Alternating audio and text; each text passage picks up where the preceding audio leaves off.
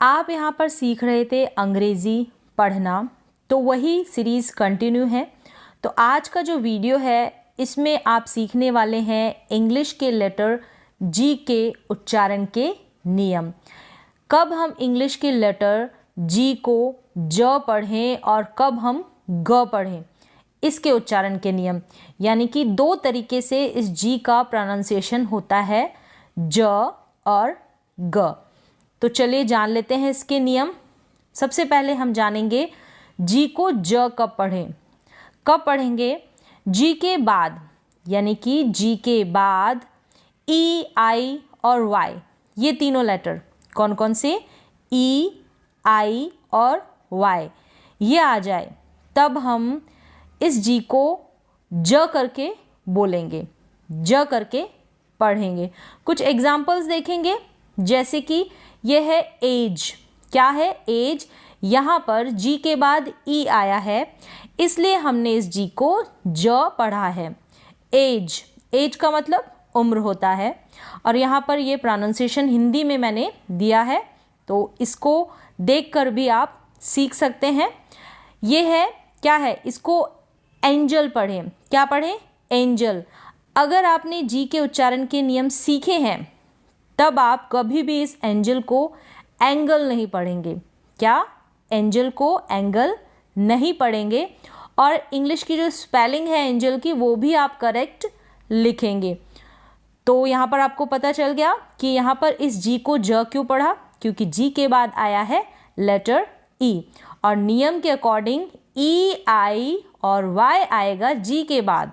जी के बाद तब हम जी को ज पढ़ेंगे। यह है चेंज। क्या है? चेंज। वही जी के बाद ई आया है, इसलिए इसको हमने पढ़ा जी को ज। चेंज, सी एच को च पढ़ा जाता है, ठीक है। फिर है एनर्जी। क्या है? एनर्जी। यहाँ पर जी के बाद वाई आया है, इसलिए हमने क्या पढ़ा है? जी को ज पढ़ा है। एनर्जी। क्या है? एनर्जी। एनर्जी का मतलब ऊर्जा। नेक्स्ट है जैम। क्या है? जैम। तो यहाँ पर भी जी के बाद ई आया है, इसलिए हमने जी को ज पढ़ा है, जैम। अगर आपको नियम पता होगा तो इसको आप कभी भी गेम नहीं पढ़ेंगे, ठीक है, और इसको चेंग नहीं पढ़ेंगे। यानी इस जी का आप जो उच्चारण है, प्रोनाउंसिएशन एकदम करेक्ट करेंगे। नेक्स्ट है जेंडर। क्या है? जेंडर। तो यहाँ पर भी जी के बाद में ई आया है, इसलिए हमने जी को पढ़ा ज। क्या पढ़ा? ज, जेंडर। नेक्स्ट स्पेलिंग है, क्या है? जेन्युइन। जेन्युइन। तो यहाँ पर मैंने उच्चारण भी दिया है। अगर आपको कोई भी परेशानी होती हो पढ़ने में तो आप इसको देखकर पढ़ना भी सीख सकते हैं। जेन्युइन का मतलब है वास्तविक, और यहाँ पर जी के बाद ई आया है, इसलिए हमने इसको जेन्युइन पढ़ा है। जेन्युइन करके आप इसको प्रोनाउंस नहीं करेंगे अगर आपने इस तरीके से प्रोनाउंसिएशन के रूल सीखे होंगे तो। फिर ये है स्ट्रेंज। क्या है? स्ट्रेंज। यहाँ पर जी के बाद ई है, इसलिए हमने स्ट्रेंज पढ़ा, यानी जी को ज पढ़ा। स्ट्रेंज, STR, इसको स्ट्रॉ पढ़ेंगे। क्या पढ़ेंगे? स्ट्रॉ। ये जो एस है इसको आधे स के रूप में पढ़ा जा रहा है। काफ़ी सारी स्पेलिंग्स STR को मिलकर बन जाती है स्ट्रॉ। आप इस तरीके से स्पेलिंग्स भी बना सकते हैं। और ये है जायंट। क्या है? जायंट। इसको जियंट ना पढ़े, जायंट पढ़ेंगे। जायंट का मतलब होता है विशाल। ध्यान रखिए कि इंग्लिश का जो भी वर्ड होगा उसका मीनिंग एक नहीं होता है, सिचुएशन के अकॉर्डिंग उनके काफ़ी सारे मीन होते हैं। तो यहाँ पर जायंट, जायंट, ठीक है, जी के बाद आई है इसलिए ज पढ़ा, जायंट। जायंट के बाद है जिंजर। क्या है? जिंजर। यहाँ पर भी जी के बाद आई है, इसलिए हमने जी को ज पढ़ा, जिंजर। और ये जो जी आ रहा है आगे, इसके बाद में भी ई है, इसलिए हमने इसको ज पढ़ा, जिंजर पढ़ा, जिंगर नहीं पढ़ा। यानी इस जी को हम ग नहीं पढ़ रहे हैं, जिंगर नहीं पढ़ रहे, जिंजर पढ़ रहे हैं, मतलब कि अदरक। तो यहाँ पर नियम आपको क्लियर हो गया होगा और इजीली पढ़ पाएंगे। फिर ये है पैसेंजर। जी के बाद ई है, इसलिए हमने ज पढ़ा, पैसेंजर।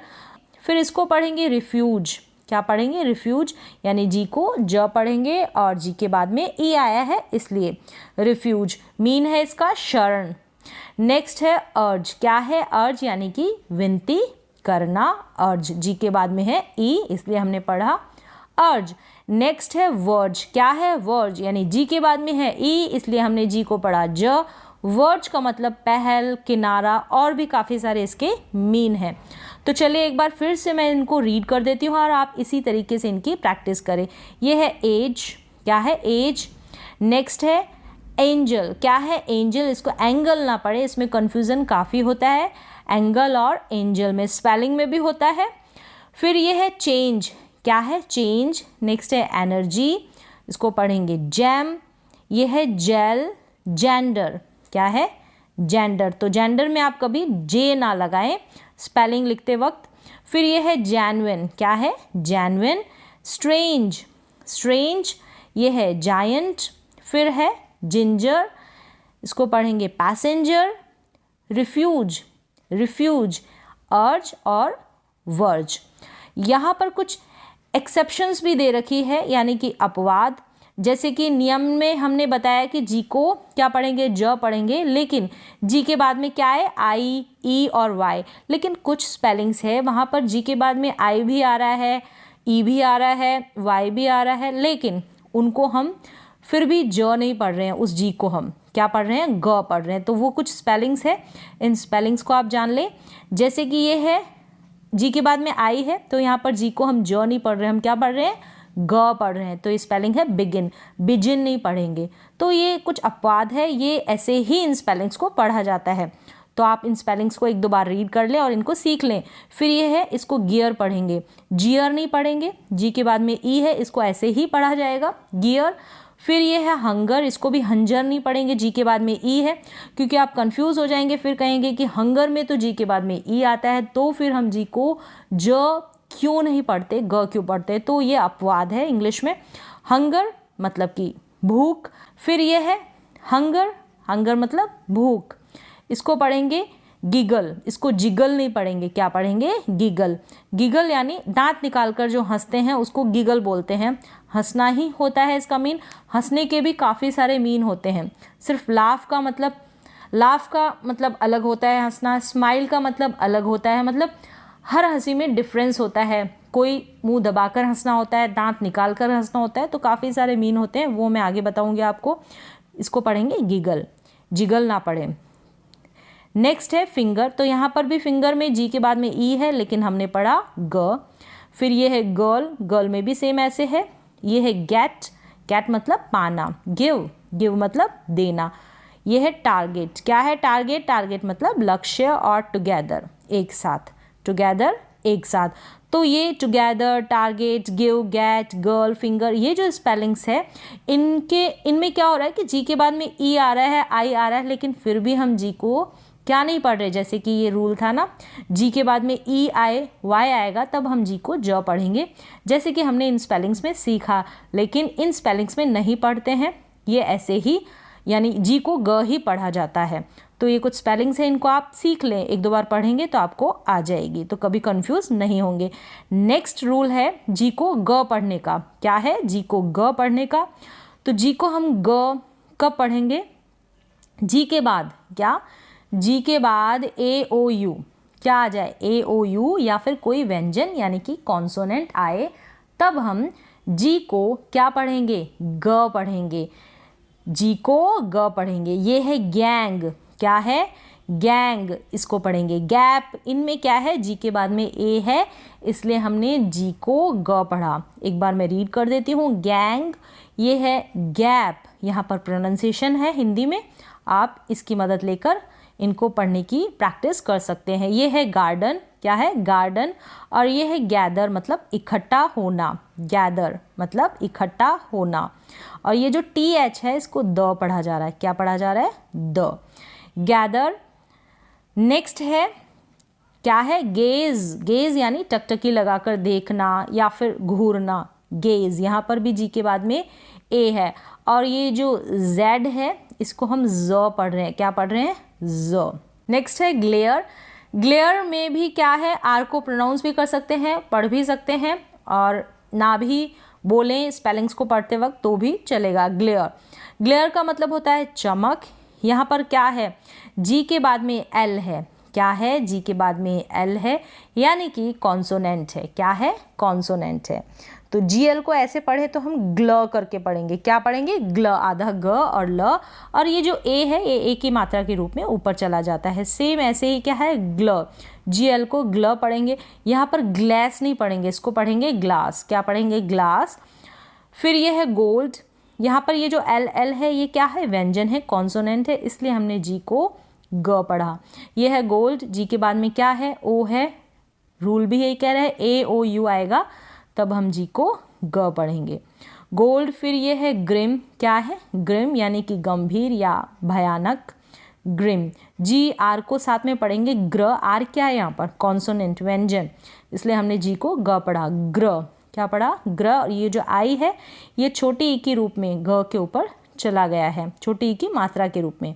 इसको पढ़ेंगे ग्रिन, मतलब चौड़ी मुस्कान, इसका मतलब भी हंसना ही होता है, तो हंसने के काफ़ी सारे मीन होते हैं।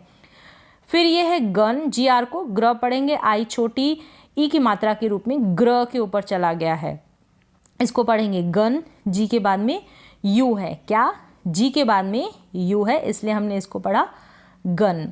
इसको पढ़ेंगे मिंगल, क्या पढ़ेंगे, मिंगल, मिंजल ना पढ़े, इसको मिंगल पढ़ेंगे। जी के बाद में एल है यानी कि कॉन्सोनेंट है, मिंगल यानी कि मिलना जुलना। तो यहाँ तक आपको क्लियर हो गया होगा कि कब हम जी को क्या पढ़ें, ग। जी के बाद में AOU आए या फिर व्यंजन आए, ये स्पेलिंग्स दी है, इनकी आप 1-2 बार प्रैक्टिस करें और इसको पढ़ना सीखें। नेक्स्ट क्या है, जी, अगर डबल जी आएगा ना वहाँ पर भी आप जी को क्या पढ़ेंगे, ग पढ़ेंगे। जैसे कि इसमें है डैगर, क्या है, डैगर, डैगर का मतलब कटार, डबल जी है, इसको हमने ग पढ़ा। फिर ये है ट्रिगर, ट्रिगर में क्या है, डबल जी है, डबल जी को हमने ग पढ़ा, ट्रिगर। और ये है स्वैगर, मतलब अकड़, स्वैगर में भी डबल जी है, जी को हमने ग पढ़ा। ये है रगिड, क्या है, रगिड, यहाँ पर भी हमने जी को ग पढ़ा, रगिड मतलब ऊबड़ खाबड़। तो यहाँ तक आप समझ गए होंगे कि जी को हम कैसे प्रोनाउंस करते हैं, जी को ग कब करते हैं और जी को ज कब करें, और जो भी इसके अपवाद है वो भी आपने सीख लिए हैं। तो उम्मीद है कि आपको जी के कंप्लीट प्रोनाउंसिएशन के रूल्स समझ में आ गए होंगे। तो आज के लिए बस इतना ही, मिलते हैं एक और नए एजुकेशनल वीडियो के साथ, तब तक के लिए थैंक यू सो मच।